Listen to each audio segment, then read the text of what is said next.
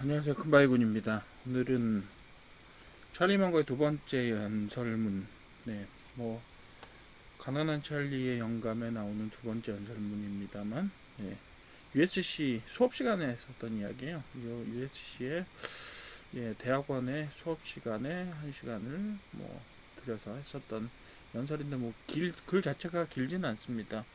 그렇지만 워낙 이제 찰리먼거 표현 방법이 좀 독특하고 또 이렇게 직설적으로 말한다고는 하지만 상당히 많은 배경 지식을 필요로 하기 때문에 좀 설명하기가 좀 쉽지는 않습니다. 그래서 여러분들이 좀 이해하시기 쉽도록 최대한 풀어 설명을 하는데, 또 찰리먼과 이런 의도에 대해서도 설명할 수 있는 방법 혹은 해석할 수 있는 여러 가지 방법들이 존재합니다. 나름대로 제가 자료를 만들면서 어떤 방식으로 설명드릴지. 근데 그래도 여러분들과 함께 투자 이야기를 하고 있기 때문에 투자를 설명할 때 가장 좋은 방식으로 설명을 드리려고 하고요. 내용이 좀 길어서 자료가 한 15장쯤 됩니다. 그래서 제가 두 파트로 나눠서 간단하게 설명을 드리도록 하겠습니다. 첫 번째로는 원래의 연설문이라고 말하기도 좀 그렇죠. 수업 시간에 한 특강 내용이기 때문에 그 내용들,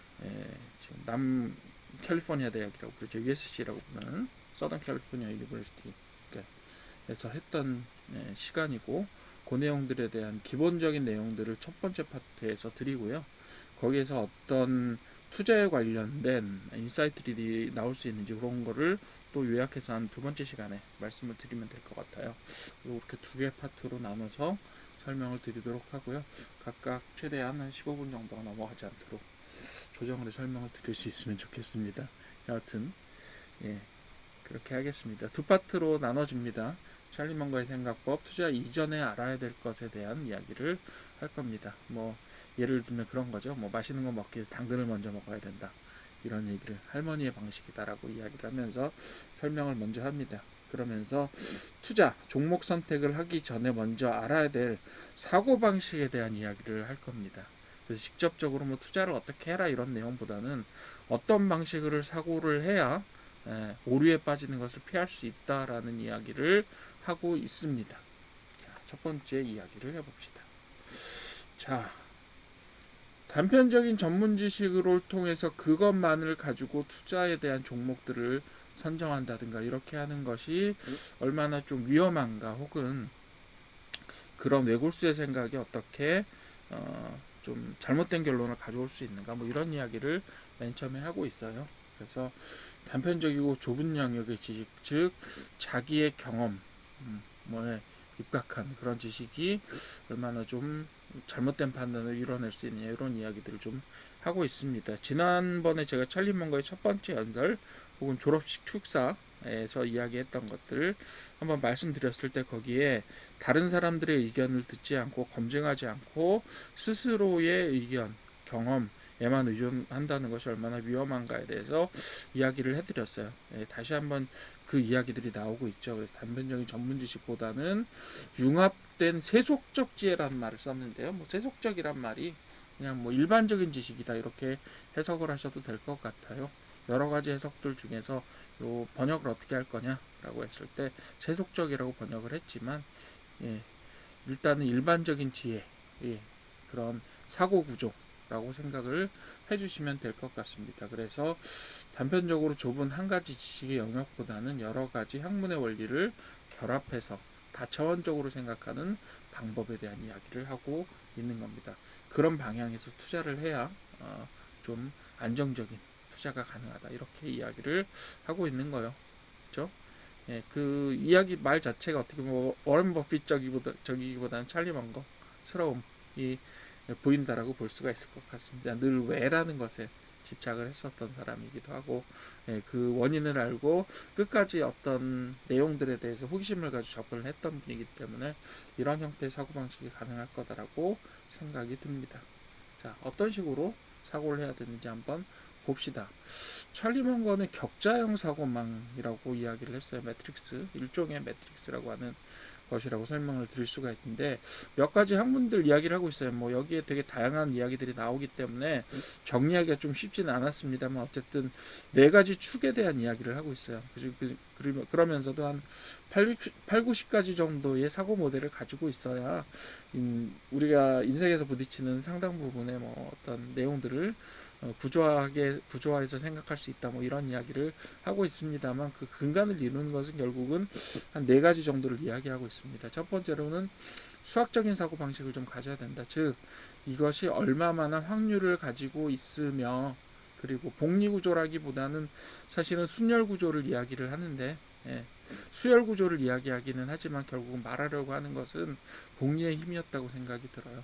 그래서 정말로 냉정하게 판단해서 이 사건이 일어날 확률과 그것으로 인해서 얻을 수 있는 그런 것들이 얼마나 되느냐, 이런 부분들을 판단할 수 있는 확률적인 지식이 필요하다, 혹은 확률적인 사고방식이 필요하다라는 것들을 이야기하고 있어요. 두 번째로는 이제 뭐 경제학이나 뭐 심리학 이렇게 이야기들이 나오는데요.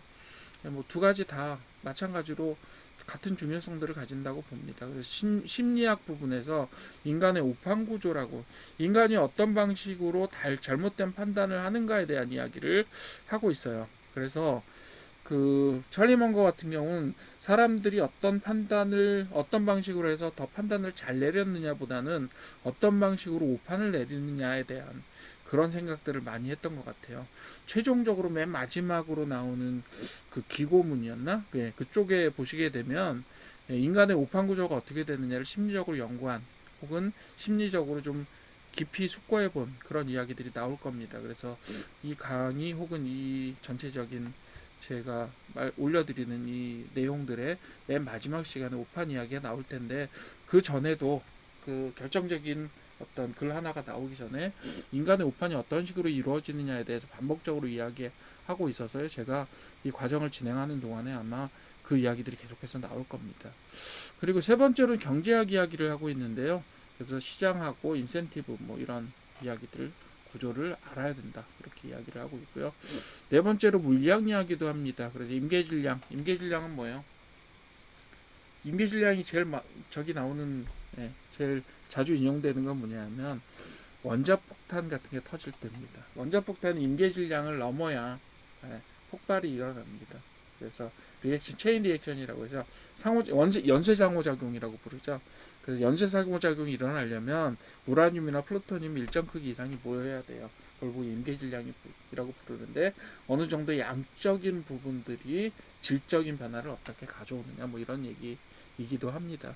그리고 균형에 관련된 이야기들, 물리학적 균형, 뭐 이러한 이야기들을 할 수 있어야 그런 것들을 엮어서 격자형 사고망을 만들 수 있다라고 이야기하고, 그 다음에 뭐 여기 생태학 이야기도 합니다. 생물학에 관련된 생태학 이야기도 나오지만, 여기에는 지금 네 가지 축을 중심으로 되게 여러 가지 이야기들이 나오기 때문에요. 어떤 것들을 중점적으로 뽑느냐는 사실 사람의 의견에 따라 다를 수는 있다, 이렇게 보시면 되겠고요. 자, 격자형 사고망을 왜 가져야 되느냐를 이야기를 하고 있어요. 왜냐? 단편적인 지식은 그냥 머릿속에 들어왔다가 그냥 쉽게 빠져나갑니다. 여러분들 벼락치기 공부해 보셨죠? 그 벼락치기 공부식으로 한 건요, 시험 지나면 다 잊어버려져요. 그렇긴 한데, 어떤 지식을 얻었을 때 내 사고 체계 안에서 이 지식이 어떤 체계 안에 어떤 방식으로 자리를 잡느냐라는 형태로 기억을 하시게 되면 절대 빠져나가지 않습니다. 잘 빠져나가지 않아요. 요거는 이런 학문 체계에서 어떤 위치에서 어떻게 생각해 보면, 요거는 이런 형태의 의미와 중요성을 갖는구나 라는 것들을 이해하실 때 비로소 세상 어떤 그 사물에 대한 이해가 제대로 될 수 있다, 이렇게 이야기를 하고 있습니다. 좀 쉽지 않죠? 네. 쉽지 않지만 어쨌든 이 양반이 저 대학원생들한테, 그것도 USC라고 하는 좋은 학교에 대학원들한테 강조하고 있는 내용들이 바로 이런 거고요. 뭐 결국 지난번에도 얘기했던 것처럼 그 한 사람이 머리가 나빠서 잘못된 판단을 하는 게 아니라, 뭐라 그랬죠? 예, 그 방식이 잘못되었기 때문에라고 이야기를 하잖아요. 그죠? 그런 이야기들이 나오는 것처럼, 그죠? 이런 격자 구조를 만들어서 그 안에 어떻게 자기가 얻은 사실들을 잘 위치시키느냐, 이런 사고 방식들을 이야기하고 있습니다.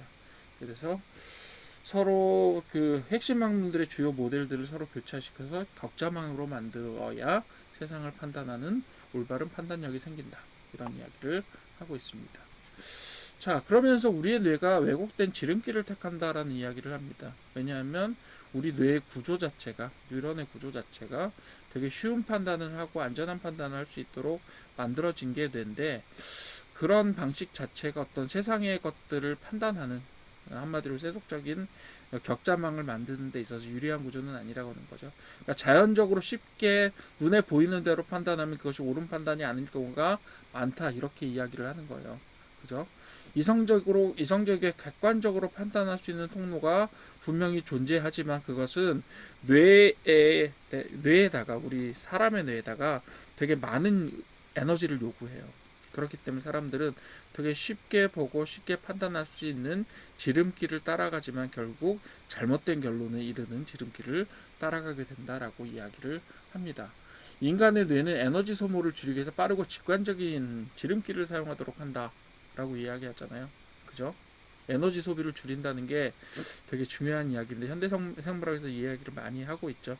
그래서 그 사람의 뇌라는 것이 가장 기본적으로 에너지를 덜 쓰는 방향으로 사고 구조를 만들어 왔습니다. 왜냐하면 너무 복잡하게 에너지를 많이 쓰면 가뜩이나, 예, 그 사람이 소비하는 포도당의 어마어마한 많은 포션을 뇌가 사용을 합니다. 예, 실제로 뭐라고 얘기하냐면 사람 무게 40분의 1밖에 안 되지만 실제로 사용하는 에너지의 거의 20% 정도를 뇌가 사용한다. 이렇게 이야기를 할 정도로 에너지를 기본적으로 많이 사용하는 게 뇌예요. 근데 거기에다가 더 에너지 소비를 가중하는 방식으로 사고 체계가 만들어지지 않았습니다. 생물학적으로 그렇게 구조화되지 않았어요. 그렇기 때문에 사람이 그냥 느끼는 대로 쉽게 생각하면 어떻게 돼요? 잘못된 결론에 이르게 된다. 이런 이야기를 하고 있는 거죠. 그래서 객관적인 정보와 최종 판단을 잘 이루게 하려면 어떻게 해야 된다? 뇌를 좀 더 써라. 뭐 이런 이야기를 하고 있는 겁니다. 그리고 오판을 증폭시키는 심리적인 눈덩이 효과, 뭐 이렇게 이야기를 하는데, 인간의 심리적 오류라는 게 단독으로 작동하지 않고 점점 증폭되는 형태로 눈덩이로 굴려가는 형태로 작동해서 결국은 대단히 객관적이지 못한, 이거 되게 객관적으로 보면 이렇지 않을 텐데라고 하는 판단들을 사람들이 쉽게 하는 것이 바로 그런 것들이 중첩되어서 나오는 그런 효과라고 보는 거죠. 그래서 같은 방향으로 이런 뭐 잘못된 이야기들이 결합이 되어서 그 방향으로 커지면서 서로 증폭해서 거대한 투자 오판이라고 하는 것들을 쉽게 만들어낼 수 있게 되는 거예요. 여러분들 보시게 되면 주식시장에서 대부분 사람들이 어떻게 해요? 실패하죠. 그리고 심리적으로 오판을 하게 만들어주는 인간 뇌의 작용이 원래 그렇게 생겼어요. 그런 방향대로 적용을 해서 거대한 오판들을 만들어내게 되는 겁니다. 그래서 사회적인 증거, 뭐 보상 편향, 확증 편향 이런 것들을 통해서 투자 오판이 만들어지게 됩니다. 자, 그 얘기를 하면서 의사결정을 지배하는 데는 두 가지 힘이 존재한다. 두 트랙의 사고방식이 존재한다라고 이야기합니다. 이렇게 해야 된다라고 하는 게 아니에요. 이런 방식으로 진행된다라고 하는 현실을 이야기하는 겁니다. 그래서 트랙 1에서는 이성적 분석을 분명히 합니다. 그래서 경제적 실체나 확률과 수치적 계산을 해요. 그렇지만 심리는 뭐라고 말합니까? 무의식적인 편향을 가지고 있고 거기에다가 감정적인 동요와 탐욕과 공포라는 것이 같이 작동을 해요. 사람의 판단이라는 게 결코 이성적인 판단만으로, 분석적인 판단만으로 작동이 되고 결론이 나오는 것이 아닙니다. 그래서 이 두 가지의 요소들이 늘 작동을 하고 있다는 것을 인식해야 된다라고 이야기합니다. 그러면서 어떻게 해요? 자신의 심리가 맹신 상태 혹은 심리적으로 잘못되어 나고 있는 상태라고 하면 어떻게 해요? 결정을 멈추는 것이 나을 때가 많다. 이렇게 이야기합니다. 왜요? 사람이란 결코 100% 이성적이지도 100% 감정적이지도 않기 때문이에요. 두 가지가 항상 결론을 내리는데 항상 작동을 하게 되고요. 그렇기 때문에 어떻게 해요? 자기 자신의 어떤 작동, 자기가 의사결정을 하는 부분들을 잘 살펴서 지금 과연 심리적으로 어떤 심리가 작동하는지를 잘 살펴봐야 된다라는 이야기예요. 그렇게 이야기하고 있습니다. 자, 그리고 시장은 냉혹한 생태계, 제가 생태학 이야기를 했는데 생태계와 동일하다라고 이야기합니다. 그렇게 자본주의 시장이 선의로만 끌려갈까? 그렇지 않다. 그죠? 악의와 그리고 생존 본능 같은 것들이 지배하는 것이 바로 산업적인 생태계다라고 이야기합니다. 자연적으로 어떤 약육강식의 논리가 적용이 되는 자연 생태계와 다를 바가 없다라고 이야기해요. 그러면서 다윈 이야기를 계속합니다. 예를 들면 자연 생태계는 어떻게 이루어져 있죠? 한정된 자원 속에서 생존 경쟁을 하게 돼요. 그래서 올바르게 판단하는 혹은 올바르게 진화된 어떤 생명체만 살아남게 되는 거예요. 그래서 환경에 최적화된 종만 생존을 하고요. 그리고 특화된 생존 공간이 확보가 되는 겁니다. 산업계에서는 어떻게 될까요? 제한된 파이, 제한된 자원이라는 점에서 자연 생태가 똑같습니다. 그죠? 그리고 변화에 적응하고 최적화된 어떤 비즈니스 모델만 그 시장에서 살아남습니다. 적자 생존의 논리와 거의 동일하다고 봅니다. 그렇게 됨으로써 어떻게 해요? 대체 불가능한 어떤 틈새 전략이라든가 아니면 해자라든가 이런 것들을 구축할 수 있다. 그래서 생존할 수 있는 논리가 된다. 이렇게 이야기를 하고 있죠. 이런 논리들을 이해를 해야 된다라고 찰리 먼거는 그 연설문에서 이야기를 하고 있습니다. 승리는 노력이 아니라 구조적인 우위에서 나온다.